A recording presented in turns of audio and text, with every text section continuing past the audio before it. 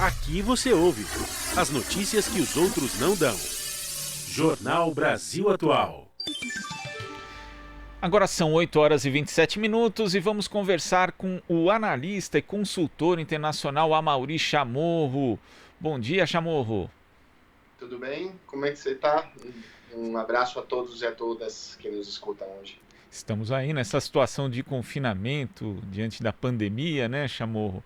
E parece que o governo Bolsonaro não quer facilitar muito a situação aqui da população, já que a gente tem esse imbróglio entre o país e a China causado, primeiro, né, por postagens recorrentes de Eduardo Bolsonaro e agora também com o ministro da Educação, Abraham Weintraub, fazendo uma postagem de cunho que a gente pode considerar assim racista, xenofóbica, atacando um país que justamente é um dos maiores produtores do mundo de equipamentos de proteção individual e também respiradores, além de outros equipamentos que são necessários e vão ser necessários para o Brasil aqui no combate à pandemia. Como é que você vê essa situação, Chamorro?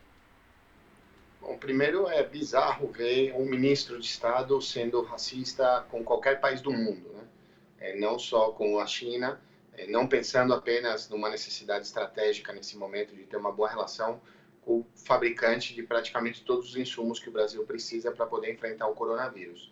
Então, a situação é tremenda, né? No cenário internacional, o Brasil é visto sem nenhum respeito, não o Brasil como país, mas sim o governo brasileiro, já que esse tipo de atropelo, inclusive, é promocionado, é publicado pelos meios de comunicação que são conservadores, né? Os grandes meios de comunicação do mundo inteiro também, perdão, olham com certo susto, né, sobre o que está acontecendo no Brasil.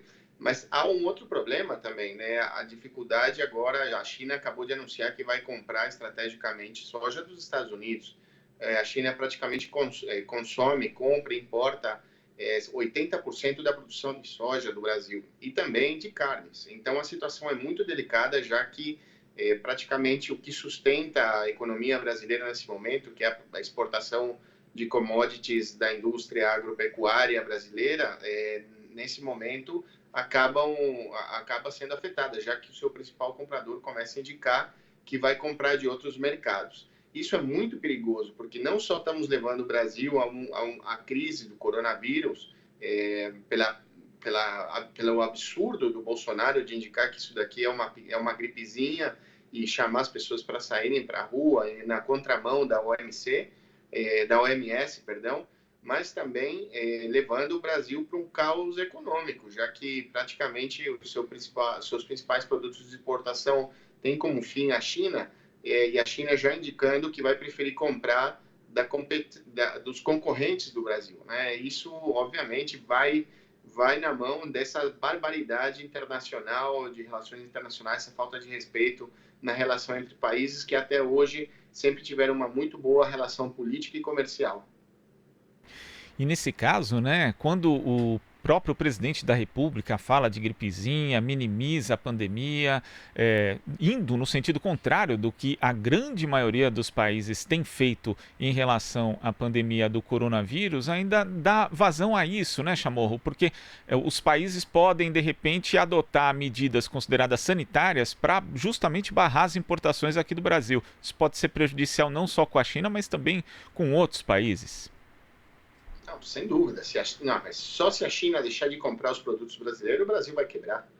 Você não dá tempo de você... A China é o país que tem a maior liquidez do mundo, é o maior mercado do planeta, e é a segunda economia do planeta, e em poucos anos, provavelmente em 2, 3 anos, já vai superar a economia dos Estados Unidos e será a principal economia do mundo. Então você não pode ir contra o seu principal cliente.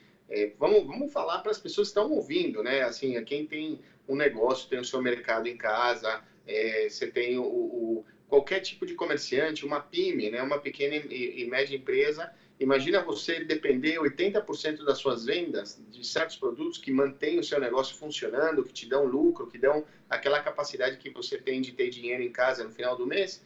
Então você briga, você ofende, você é racista, você fala barbaridades, estupidezes em relação àquele teu principal cliente. é um suicídio. Eu não entendo o que eles estão querendo no final das contas, já que você tem uma dificuldade, você está criando uma dificuldade, não uma tensão política entre países, você está destruindo a tua relação com o teu principal cliente. Então, eu não entendo também a elite brasileira que continua apoiando o Bolsonaro, e o Bolsonaro praticamente destruindo a sua capacidade exportadora, já que se a China decidir por uma questão política importar de outro lugar a soja, a carne brasileira e qualquer tipo de produto agrícola, já que a China consome praticamente tudo que o Brasil produz e exporta, então a gente vai quebrar a indústria brasileira, o mercado inteiro agropecuário, são milhões de empregos, a gente está falando o Brasil vai quebrar. Eu não entendo o que o Bolsonaro está pensando que vai ganhar com isso daí. E eu não entendo também a indústria agropecuária brasileira tão forte, tão potente, com um lobby tremendo, que é também um lobby que também gera crises ambientais no Brasil, aceitar esse tipo de postura é inacreditável, realmente. Agora a gente vai à participação de Marilu Cabanhas. Oi, Marilu. Oi, Glauco. Oi, Chamorro. Bom dia. Prazer em falar com Oi, você, Marilu. Chamorro. Que bom te ouvir, que bom te ver. Vou te ouvir também. Tava fazendo falta aqui, Chamorro, para a gente fazer essa análise aqui também internacional, Poxa. Hein, Chamorro? Mas vamos lá. Obrigado, sempre à disposição. Obrigada. Bom, em relação ainda ao Brasil, né, cada vez mais o Bolsonaro está como o papel da rainha da Inglaterra, não é isso, Chamorro? Eu queria que você falasse sobre o papel, né, da ala militar neste momento. A gente teve ontem esse embate, né, em relação à possível demissão do ministro da Saúde, Luiz Henrique Mandetta. Ao que parece, alguns da ala militar também entraram em cena. Eu queria que você falasse desse papel hoje dessa ala, né? Inclusive, há quem diga que seja a ala mais moderada aí do governo Bolsonaro. Como é que você analisa esse papel dos militares agora? Bom, eu acho que de alguma forma também a falência, o fracasso do governo Bolsonaro é um fracasso dos militares no poder, né? O Bolsonaro, ele é um ex-capitão do Exército, tem um vice-presidente que é um general, praticamente quase todo o seu gabinete é formado por militares. Então, se o governo continuar nesse desastre, obviamente arrasta junto a ele a reputação dos militares, né? Normalmente, quase todos os países da América Latina e quase todos do mundo, os militares são vistos como a instituição mais respeitada pela população. E nesse caso, então, esses militares que realmente decidiram tomar uma atitude política, né? Não apenas na sua carreira militar, mas já na vida civil, nesse momento seriam levados para o abismo, né? Que o Bolsonaro já caiu nesse sentido. Então, a atitude de terem reforçado e manter o ministro da Saúde como empossado, né, na sua carteira, seguindo a gestão da crise do coronavírus e batendo de frente com as barbaridades, as ridiculezes do Bolsonaro e da sua família, então, obviamente, demonstra que os militares não estão dispostos a jogar ao lixo a sua reputação, que até agora no Brasil é relativamente respeitada, apesar de terem mantido uma ditadura de 24 anos, ter assassinado, torturado, desaparecido pessoas. A população ainda respeita muito as Forças Armadas do Brasil. Isso, inclusive, porque a Comissão da Verdade, né, nunca o Brasil realmente pôs sobre a mesa o seu passado, a sua história, para realmente saber o que aconteceu e apontar aqueles militares que cometeram genocídios no país. Inclusive, a lei da anistia permitiu esconder, guardar na gaveta todo esse tipo de coisa. Então, isso permitiu salvar um pouco a reputação dos militares, que nesse momento está sendo absolutamente destruída por um louco, né, um doente, que é o Bolsonaro, e que nesse momento, porque não é só o traço de doença do fascismo, do genocídio, de falar que tem que matar o outro, é uma pessoa que realmente comete erros que não levam a sua imagem a nenhum lugar, não levam o seu governo a nenhum lugar. Então, é praticamente infantil a forma de gerenciar o país e o seu suposto gabinete. Agora, é evidente que ele já não tem controle sobre o seu gabinete, né? Um presidente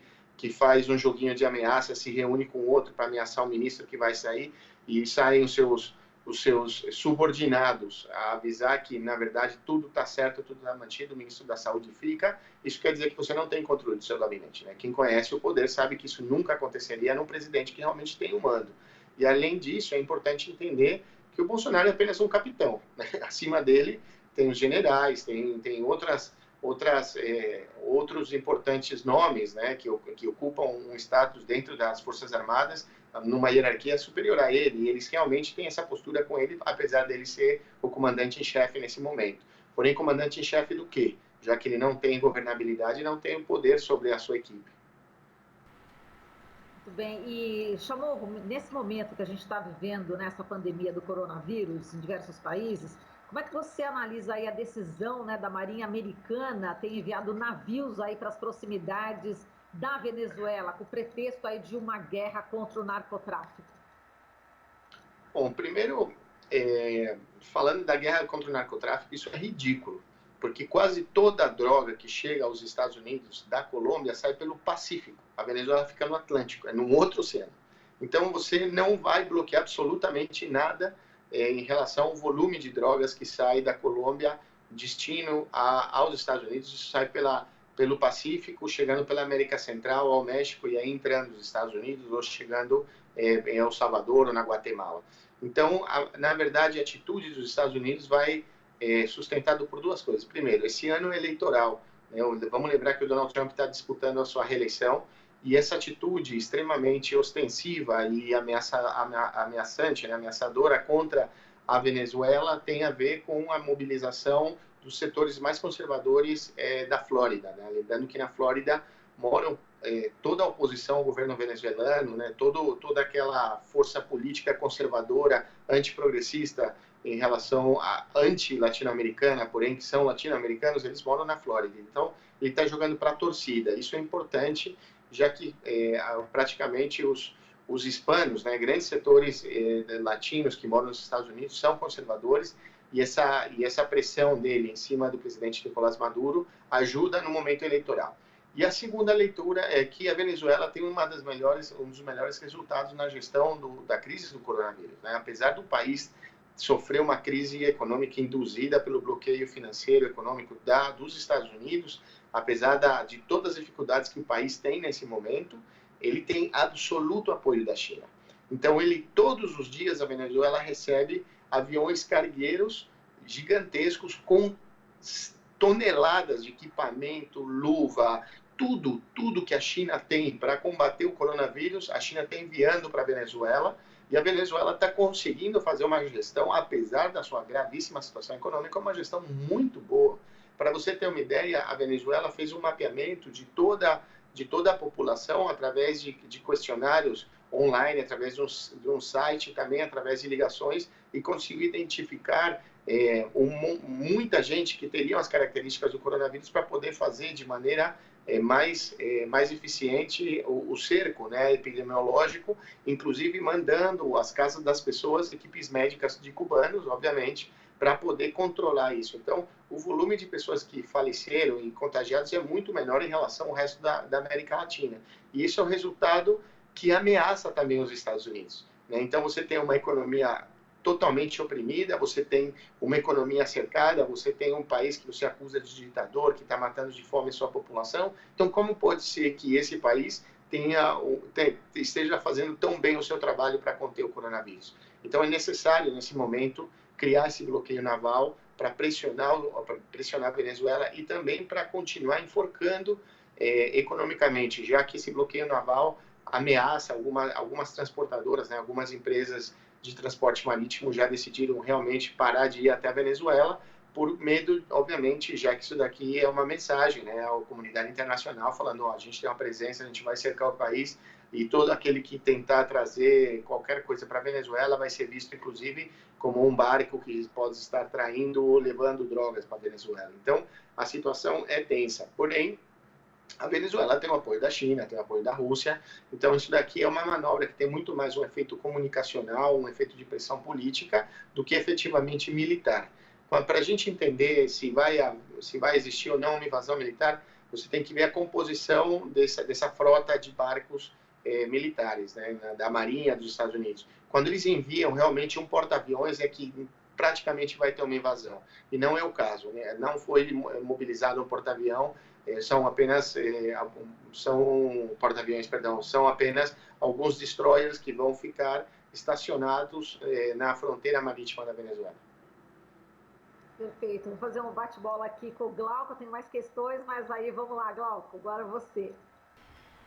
Marilu, na verdade a gente precisa encerrar porque estamos em cima da pinta, mas o Chamorro já fica convidado para retornar aqui no Jornal Brasil Atual. A gente tem outras questões, como os países da América do Sul estão se protegendo, né, da pandemia, falar também da situação do Equador. Já estamos marcando então, Chamorro. Por favor, quando vocês quiserem. Para mim é sempre um prazer poder compartilhar esse momento com vocês. Tá certo, muito obrigado pela sua participação. Conversamos aqui com o consultor e analista internacional Amaury Chamorro. Esta é a Rádio Brasil Atual.